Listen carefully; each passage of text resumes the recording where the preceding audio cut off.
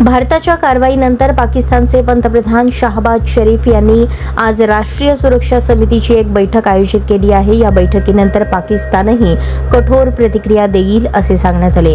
पाकिस्तानने नौदलालाही अलर्ट मोडवर ठेवले आहे। पाकिस्तानला अशी भीती वाटत आहे की भारत एखाद्या कारवाईत नौदलाचा वापर करू शकतो।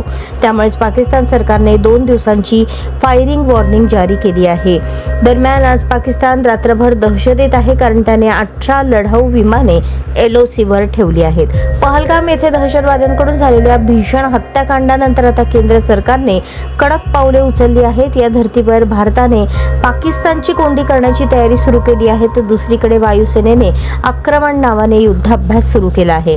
पहलगाम येथे दहशतवाद्यांनी भारतीय हद्दीत घुसखोरी करत 26 भारतीय नागरिकांचे जीव घेतले। अत्यंत अमानुषपणे केलेल्या या कृत्याची जगात निंदा होत आहे। अशातच भारताने पाकिस्तान सोबतचा सिंधू जलकरार स्थगित केला आहे आणि त्यासोबतच व्हिसावर असलेल्या पाकिस्तानी नागरिकांना त्यांच्या देशात 48 तासात परत जाण्याचे निर्देश दिले आहेत। भारताने उचललेल्या कडक पावलांमुळे पाकिस्तानचा तिळपापड झाला आहे।